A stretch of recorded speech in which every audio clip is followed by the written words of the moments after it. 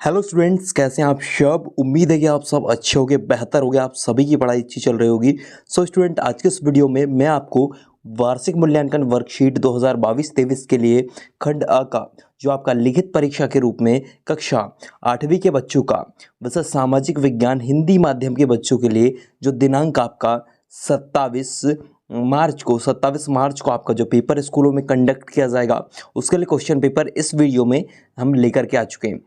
यकीन मानिए छात्रों, इस वीडियो को देखने के बाद आपके सारे डाउट जो है क्लियर होने वाले हैं। आपका किस तरीके से सामाजिक विज्ञान का पेपर आने वाला है, सारा कुछ इस वीडियो में मैं आपको बताने वाला हूं।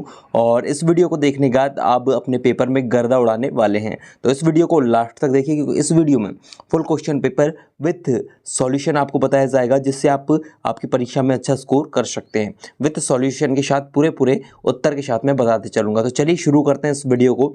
और जो बच्चे इस चैनल पर नया हैं तो चैनल को सब्सक्राइब जरूर कीजिएगा, क्योंकि इसी तरीके से आपको यहाँ पर वीडियो प्रोवाइड करवाए जाते हैं। तो चलिए शुरू करते हैं। तो देखिए, ये आपका है वार्षिक मूल्यांकन वर्कशीट 2022-23 का लिखित परीक्षा का आपका जो पेपर है कक्षा 8वीं का वैसा सामाजिक विज्ञान का, जिसकी जो आपकी तारीख है वो है 27 मार्च को आपको स्कूलों में कंडक्ट करवाया जाएगा। इसी तरीके से कुछ क्वेश्चन पेपर आपका आएगा। तो देखिए, इसकी परीक्षा अवधि आपकी रहेगी 2.5 घंटे। पूर्णांक रहेगा आपका 60 अंक। 60 अंक का एक क्वेश्चन पेपर है। यदि आप भी चाहते हैं कि आपके 60 में से 60 अंक पूरे आएँ और आप गर्दा उड़ाकर आएँ, टॉप करके निकले आपके स्कूल में, तो इस वीडियो को आप अंत तक जरूर देखिएगा यदि आप पढ़ाई को लेकर सीरियस है तो देखिए, इस तरीके से यहाँ पर साले के नाम में आपके स्कूल का नाम लिखना है।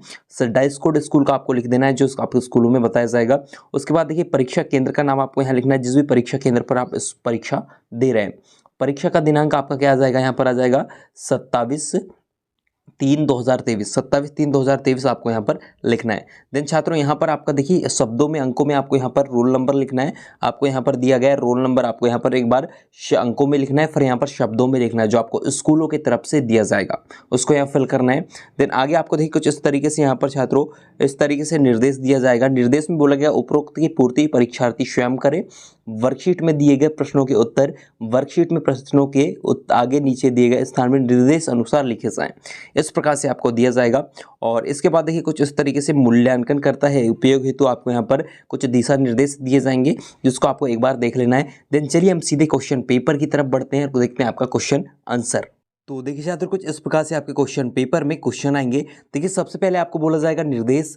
प्रश्न के नीचे दिए गए विकल्पों में से सही विकल्प चुनकर सही उत्तर तालिका में लिखिए। इस प्रकार से आपको यहाँ पर बोला जाएगा, जिसमें आपका देखिए सबसे पहला क्वेश्चन यहाँ पर आपको देखने मिल जाएगा, हमें मानव संसाधन को शिक्षा और तकनीकी कुशलताएं देनी चाहिए, क्योंकि देखिए आपको 4 ऑप्शंस आपको इस तरीके से दिए जाएंगे।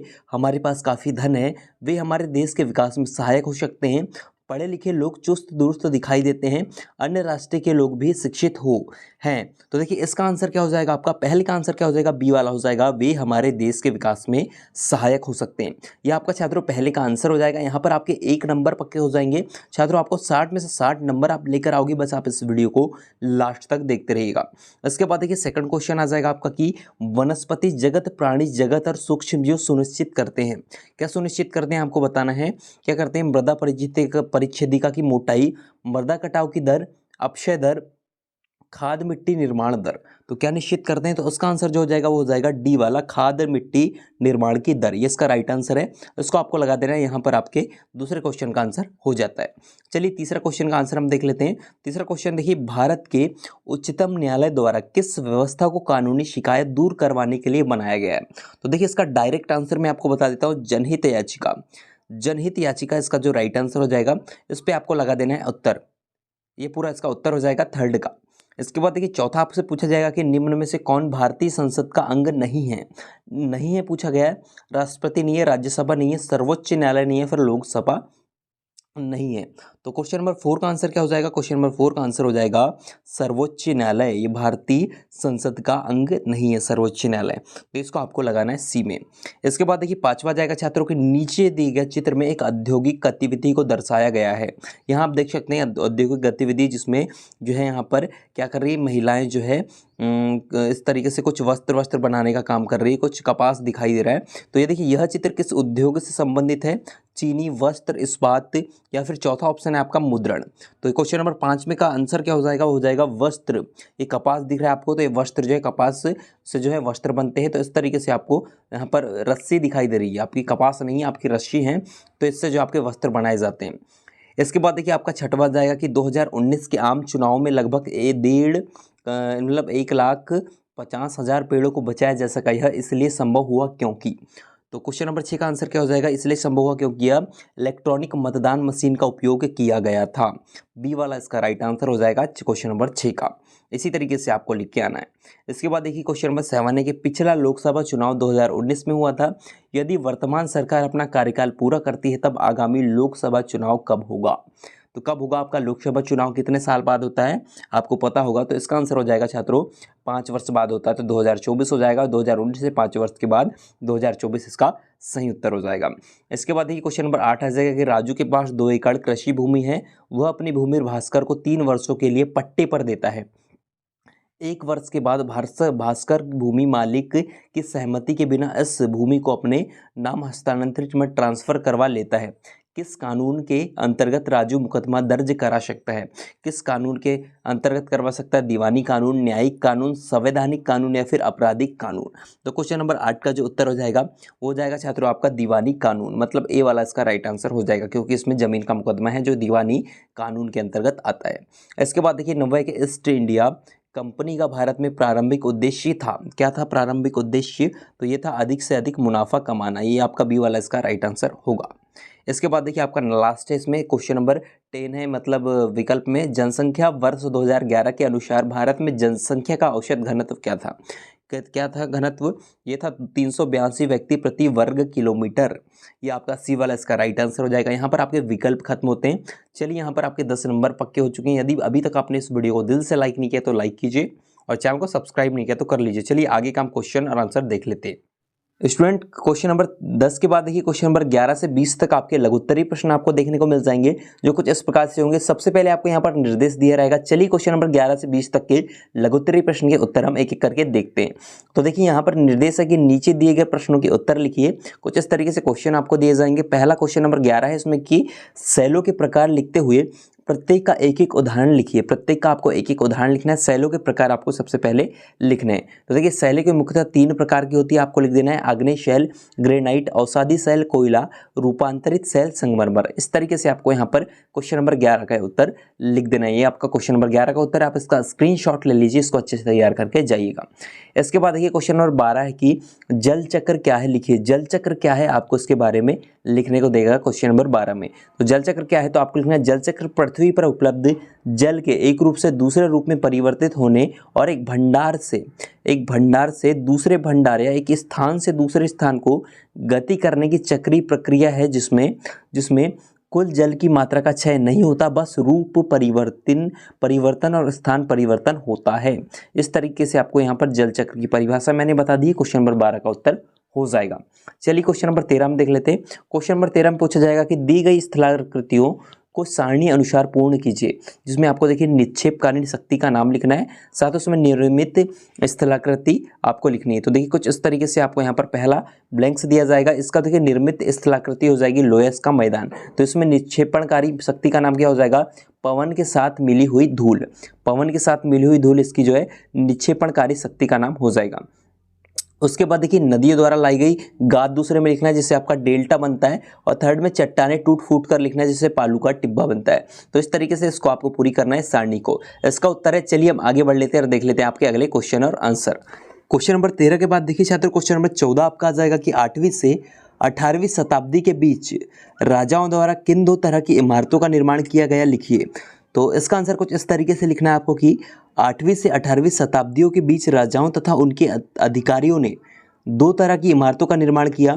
पहली तरह की इमारतों में सुरक्षित संरक्षित जगहें और दूसरी इमारतों में आराम विराम की भव्य जगहें, किले तथा महल तथा मकबरे थे। इस तरीके से क्वेश्चन नंबर 14 का आपको आंसर लिखना है। चलिए क्वेश्चन नंबर 15 हम देख लेते हैं। क्वेश्चन नंबर 15 देखिए दिल्ली सल्तनत काल की प्रमुख 3 विशेषताएं लिखिए। 3 प्रमुख विशेषताएं आपको लिखनी है। आंसर आपका इस तरीके से हो जाएगा, दिल्ली सल्तनत काल की प्रमुख विशेषताएं। पहली हो जाएगी, इस काल के राजाओं का साम्राज्य पूरे उत्तर भारत तक फैला था। दूसरा, दिल्ली सल्तनत का भारतीय इस्लामिक वास्तुकला के उदय का काल था। और थर्ड हो जाएगा, कुतुबुद्दीन ऐबक इस काल का पहला सुल्तान बना। ये इसकी विशेषताएं हो जाएगी। क्वेश्चन नंबर 15 का आंसर आपको लिखना है। चलिए इसके बाद क्वेश्चन नंबर 15 हम देख लेते हैं, 16 देख लेते हैं, 15 हो गया है। आपको देखिए वीडियो रोककर इसका स्क्रीनशॉट ले लेना है। चलिए क्वेश्चन नंबर 16 की जनजाति समाज के जीविकोपार्जन के क्या क्या साधन थे, कोई 3 लिखिए। तो उत्तर आपको लिखना है, देखिए जनजाति समाज के जीवन यापन करने हेतु कृषि, शिकार और फलों का व्यापार उनके प्रमुख साधन थे, जिससे वह आय प्राप्त करके अपने जीवन का निर्वाह करते थे। ये क्वेश्चन नंबर 16 का आंसर है आपका। इसको भी आपको स्क्रीनशॉट लेके अच्छे से तैयार करना है। क्वेश्चन नंबर 16 के बाद देखिए छात्रों, क्वेश्चन नंबर 17 आपका आ जाएगा कि लोकतंत्र में समानता स्थापित करने के लिए संविधान में किए गए कोई 3 प्रावधान लिखिए। कोई 3 आपको प्रावधान लिखना है जो समानता, लोकतंत्र में समानता को स्थापित करने के लिए दिए गए हैं। तो पहला हो जाएगा देखिए, विधि के समक्ष समानता। दूसरा, लोक नियोजन के विषय में अवसर की समानता। थर्ड हो जाएगा, छुआछूत अस्पृश्यता का अंत। ये 3 जो है यहाँ पर जो है इसके संविधान में समानता को स्थापित करने के लिए लोकतंत्र में ये किए गए हैं। तो ये आपका देखिए राइट आंसर है क्वेश्चन नंबर 17 का। इसको आपको इस तरीके से लिखना है। इसके बाद देखिए क्वेश्चन नंबर 18 आ जाएगा कि विधायक बनने के लिए आवश्यक अर्हताएं लिखिए। तो विधायक बनने के लिए आवश्यक अर्हताएं क्या हो सकती है? तो पहला आपको लिखना है, उम्मीदवार को भारत का नागरिक होना चाहिए। दूसरा लिखना है, उम्मीदवार की आयु 25 वर्ष और उससे ज़्यादा होनी चाहिए। कम से कम 25 वर्ष और अधिक से अधिक 25 वर्ष से ज़्यादा होना चाहिए। और इसके बाद देखिए थर्ड हो जाएगा कि उम्मीदवार को भारत सरकार के तहत किसी भी लाभ पर पद नहीं होना चाहिए। यानी भारत सरकार द्वारा किसी भी लाभ पर उसको पद पर नहीं होना चाहिए। इसका राइट आंसर हो जाएगा। क्वेश्चन नंबर 18 का आंसर कुछ इस तरीके से आपको लिखना है, विधायक बनने के लिए अर्हताएं। इसके बाद देखिए क्वेश्चन नंबर 19 आ जाएगा कि लोकतंत्र में जनसंचार माध्यम की भूमिका लिखिए। तो लोकतंत्र में जनसंचार माध्यम की भूमिका क्या है? उत्तर आपका हो जाएगा, देखिए लोकतंत्र में संचार माध्यमों की भूमिका बहुत महत्वपूर्ण है। बदलते बिगड़ते हालात में समाज को सचेत करने और तथा सरकारों पर अंकुश लगाने के लिए वर्तमान में संचार माध्यमों का स्थान सर्वोपरि है। इस तरीके से आपको लोकतंत्र में जनसंचार माध्यम की भूमिका लिख देनी है। क्वेश्चन नंबर 19 का उत्तर होगा। इसके बाद देखिए क्वेश्चन नंबर 20 है कि साप्ताहिक बाजार और मोहल्ला दुकान में कोई 3 अंतर लिखिए। तो देखिए साप्ताहिक बाजार और मोहल्ला दुकान में कोई 3 अंतर, तो इसका हो जाएगा देखिए कुछ इस तरीके से आपको लिखना है कि पहला लिखना है, साप्ताहिक बाजार सप्ताह में एक बार लगते हैं, एक दिन लगते हैं, जबकि मोहल्ला दुकान सभी दिन खुलती है। दूसरा, साप्ताहिक बाजार की वस्तु की कीमत निश्चित नहीं होती, जबकि मोहल्ले की दुकान पर सभी वस्तुएं एक निश्चित कीमतों पर बेची जाती है। और थर्ड क्या हो जाएगा कि साप्ताहिक बाजार में मोल भाव चलता है लेकिन मोहल्ले की दुकान में नहीं। इसका ये क्वेश्चन नंबर 20 का उत्तर हो जाएगा। ये आपको इस तरीके से आंसर इसका लिख के आना है, साप्ताहिक बाजार और मोहल्ले की दुकान में अंतर का। चलिए इसके बाद देखिए दीर्घोत्तरी प्रश्न आ जाएंगे आपके। तो चलिए दीर्घोत्तरी प्रश्न हम देख लेते हैं। तो देखिए दीर्घोत्तरी प्रश्न में है, नीचे दिए गए प्रश्नों के उत्तर लिखिए। 21 है कि प्राकृतिक आपदा किसे कहते हैं? आपदा आने पर अपना बचाव किस प्रकार करेंगे? तो देखिए आंसर इसका किस तरीके से आपको लिखना है? आपको लिखना है उत्तर में, पर्यावरण असंतुलन और पृथ्वी की आंतरिक हलचल जब भयानक रूप ले लेती है तो उसे प्राकृतिक आपदा कहा जाता है। बाढ़, भूकंप, सुनामी, ज्वालामुखी, हिमस्खलन, भूस्खलन आदि घटनाओं को प्राकृतिक आपदा कहा जाता है। इस तरीके से इसके बाद आपको लिखना है, आपदा जैसे भूकंप के समय आपकी सबसे बड़ी प्रतिक्रिया होगी कि निकल भाटे ऊँट ले या फिर ज्यों का त्यों खड़े रहे, जमीन पर लेट जाएं, किसी मजबूत मेज या बेड के नीचे छिप जाएं, घुटनों पर सिर रख ले, सिर को हाथों से ढक ले। इस तरीके से इसका उपाय हो सकता है। क्वेश्चन नंबर 21 में आपको प्राकृतिक आपदा किसे कहते हैं, आपदा आने पर अपना बचाव किस तरीके से करेंगे, सारा आंसर देखिए आपका यहाँ पर है। तो आपको इसका स्क्रीनशॉट ले लेना है। चलिए हम आगे बढ़ते हैं, क्वेश्चन नंबर 22 का उत्तर हम देखते हैं। तो क्वेश्चन नंबर 22 में आपको बोला जाएगा कि समानता से क्या आशय है, सरकार द्वारा चलाई जा रही किसी एक योजना का वर्णन कीजिए। तो देखिए समानता क्या है, तो उत्तर आपको क्या लिखना है, समानता का अर्थ किसी समाज की उस स्थिति से है जिसमें उस समाज के सभी लोग समान, मतलब समान मतलब अलग अलग नहीं, मतलब अधिकार प्रतिष्ठा रखते हैं, मतलब समान अधिकार और प्रतिष्ठा रखते हैं। ये आपका समानता का अर्थ हो जाएगा।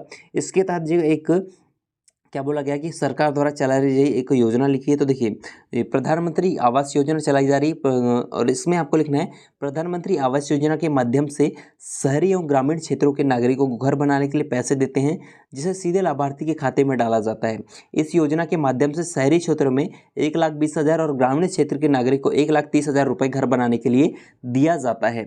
इस तरीके से क्वेश्चन नंबर 22 का आंसर हो जाएगा। तो यहाँ से हमने क्वेश्चन नंबर 1 से लेकर यहाँ पर जितने भी आपके क्वेश्चन दिए थे उनके सभी के आंसर आंसर देख लिए। तो उम्मीद है कि ये वीडियो आपको पसंद आएगा। ये वीडियो आपको कैसा लगा कमेंट करके ज़रूर बताएं। साथ ही इसी तरीके से आपको वीडियो देखना चाहते हैं सभी पेपर्स की, तो इस वीडियो को लाइक, शेयर और चैनल को सब्सक्राइब जरूर कीजिएगा। मिलते हैं छात्रों किसी और नई वीडियो में किसी नए और पेपर के साथ। जब तक टेक केयर, जय हिंद, बाय बाय।